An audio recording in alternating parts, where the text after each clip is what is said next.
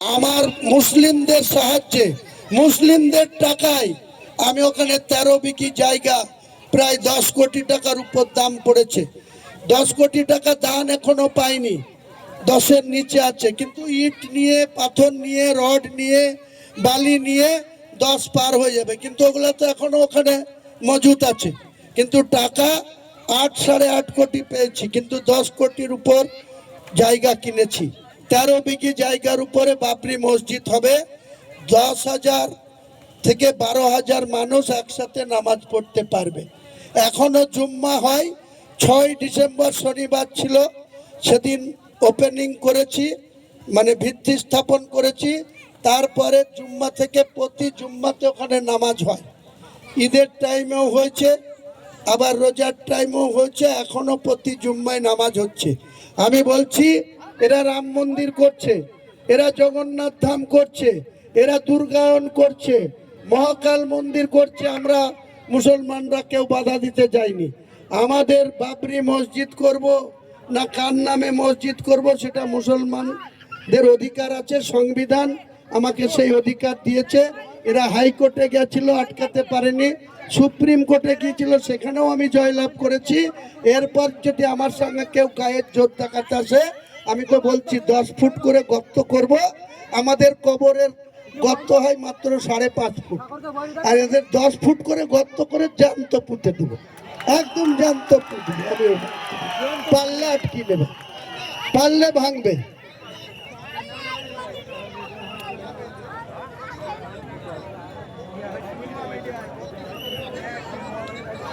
আমি জীবনে ওই কে বলছে ববি হাকিম, যার মা হিন্দু, যে কোনো বাড়িতে কালী পুজো করে, তার কথাই আপনি আমাকে বলছেন। তারাই তো ভিডিও দেখিয়েছে। আসল কি আছে, এরা আমাকে ভয় পেয়েছে, তার জন্য আমার কাছে এআই ভিডিও করে আমাকে মানুষের কাছে খারাপ করার চেষ্টা করছে। আপনি বলুন তো, অমিত শাহ স্বরাষ্ট্রমন্ত্রী, আমি যদি 1000 তো দূরের কথা, বেআইনি ভাবে যদি আমি 100 কোটি টাকা কোনো জায়গা থেকে পাই, আমি চ্যালেঞ্জ করছি মমতা ব্যানার্জির সিআইডি, আইবি আর কেন্দ্রীয় সরকারের ইডি, সিবিআই, এনআই সবাই তদন্ত করুক, যে আমাকে মাজায় দড়ি দিয়ে বেঁধে নিয়ে চলে যাও। পেরেছে? হিম্মত আছে? এআই করে মুসলমানদেরকে এইভাবে দমন করা যাবে না। মুসলমান নিজের ভালো কিতে হয়, আর সাচ্চা মুসলমান হচ্ছে হুমায়ুন কবির। কোনো মতে এই শুভেন্দু যখন বলেছিল মুসলমান এমএলএদেরকে বিধানসভা থেকে চাংদোলা করে রাস্তায় ফেলবো, তখন কি নাসির উদ্দিন বেঁচে ছিল? এখানকার এমএলএ তারা প্রতিবাদ করেছিল। মুর্শিদাবাদের 15টা মুসলমান এমএলএ কেউ প্রতিবাদ করেন, এই হুমায়ুন কবির করেছিল। বলেছিলাম তোকেও ঠুসে দেব, এই শুভেন্দুকে বলেছিলাম। আর আমাকে যখন শোকজ করেছিল, এই শুভেন্দুকে গাল দেওয়ার জন্য মমতা ব্যানার্জির গায়ে লেগেছিল। হিন্দু হিন্দু এক, আরএসএস এর সাথে আর দারুণ পীড়িত এই মমতা ব্যানার্জি। তো আমাকে যখন শোকজ করেছিল, আমি শোকজের উত্তর দিয়েছিলাম যে আগে আমার জাতিসত্তা, তারপরে পার্টি। আজও বলছি, আমার এই আম জনতা উন্নয়ন পার্টির ক্ষেত্রেও বলছি, আগে আমি একজন ইসলাম, আমি একজন মুসলমান, আমি একজন মুসলমানের ঔরসে জন্মগ্রহণ করেছি, মায়ের গর্ভে। আমি আগে মুসলমান, তারপরে আম জনতা বলেন, তারপরে পার্টি। কাজেই আমি কোনোদিন মুসলমানের ইমানকে দুর্বল করব, হারাম খাবো, এটা আপনারা কেউ বিশ্বাস করবেন না। আমি আল্লাহকে উপরে কসম রেখে বলছি, কোনোদিন মুসলমানদের ইমানকে যারা দুর্বল করার চেষ্টা করে আমি প্রতিবাদ করি। কোনো এমএলএ, কোনো মামা প্রতিবাদ করে না। যারা আজকে দাড়ি থুয়ে অনেক চটি চাটছে, মমতা ব্যানার্জির চটি চাটছে, তাদেরকে বলছি সংযত হয়ে যান। বেশি দিন এই চটি চেটে আর পার পাবেন না। চোটা মেয়ের পরে হুমায়ুন কবির এমন জায়গায় থাকবে, কয়েকজন মৌলানাকে আগে সুযোগ দিব ডেকে, যে সংশোধন হয়ে যান। সংশোধন যদি না হয়, তাহলে তাদের কি করে সাজা দিতে হয় সেটা হুমায়ুন কবিরের খুব ভালো মতো জানা আছে। এদেরকেও সাজা দেব। অর্জুন সিংদের মতন যারা বাবরি মসজিদ ভাঙতে আসবে, তাদেরকেও মাটিতে পুঁতে দেব।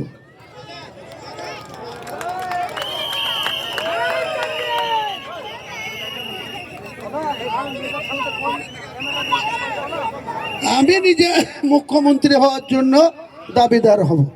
আমি যদি ওদের থেকে সিট বেশি পাই তা আমি কেন ওদেরকে সাপোর্ট করতে যাব? আমাকে সাপোর্ট করতে হবে, আমাকে সাপোর্ট করতে বাধ্য হবে।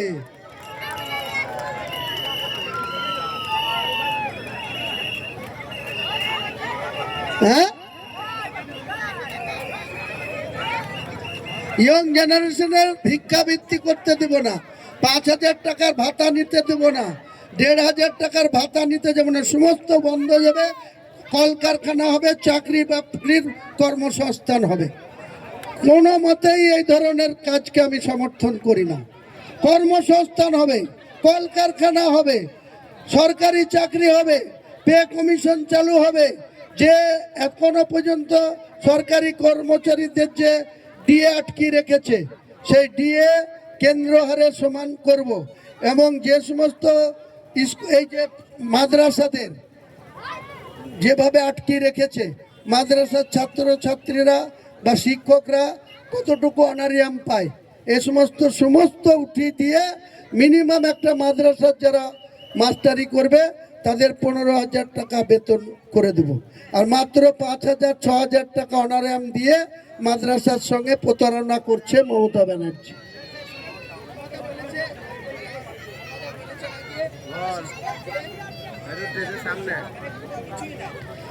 আরে চিটিংবাজ মহিলা, 1 নম্বর চিটিংবাজ। আপনি ওকে জিজ্ঞেস করবেন 16ই আগস্ট 2007 বুদ্ধবাবু রেজিনগরে, জানতো আপনারা? রেজিনগরে এনএইচের ধারে একটা শিল্প তালুক আছে, 183 একর জায়গা। বুদ্ধবাবু বলেছিল এখানে কলকারখানা হবে, কর্মসংস্থান হবে, 10,000 লোকের চাকরি হবে।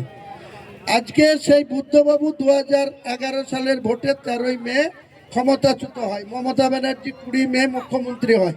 15 বছর মুখ্যমন্ত্রী থেকে 183 একর ইম্পর্টেন্ট জায়গায় কি করেছে আগে জবাব চান তো। রেজিনগরে কিছু হয়েছে? শুধু বাউন্ডারি দিয়ে ঘিরে রেখেছে আর মাসের পর মাস সরকারি টাকায় ইলেকট্রিক বিল মেটাচ্ছে। সেখানে একটা কোনো কলকারখানা নাই। 3 বছর আগেও ধাপ্পাবাজি করে বলেছিল ই বাসের কারখানা হবে, হয়েছে? একটা ঈদ পুঁতেছে।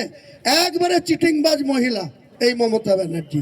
শুধু মমতা ব্যানার্জি মুসলমানদেরকে একটাই ভয় দেখায়, এই আমাকে ভোট না দিলে বিজেপি চলে আসবে। আরে বিজেপিকে তুই আটকাবি?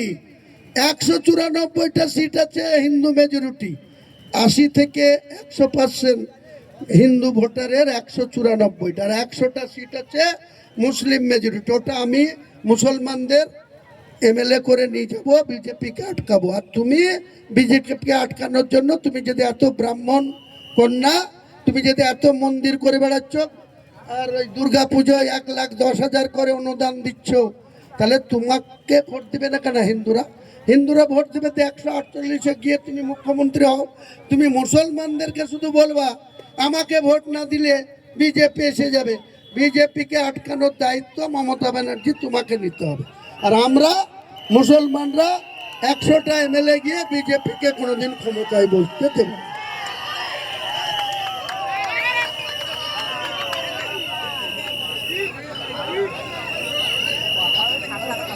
সবারই কাজ করব। আমার সেকুলার পার্টি ভাই, আমি 145টা প্রার্থী দিয়েছি, তার মধ্যে তো 94টা মুসলিম, বাকি তো অমুসলিম আছে। আমি পার্টি করতে গিয়ে একটা সেকুলার পার্টি, হিন্দুদেরও কাজ করব, মুসলিমদেরও কাজ করব, আদিবাসীদেরও কাজ করব, শিডিউল কাস্টদেরও কাজ করব, কর্মসংস্থান বাড়াবো, সবাইকে সমান অধিকার পাই দেব, মর্যাদা পাই দেব। এটাই হচ্ছে আমার টার্গেট।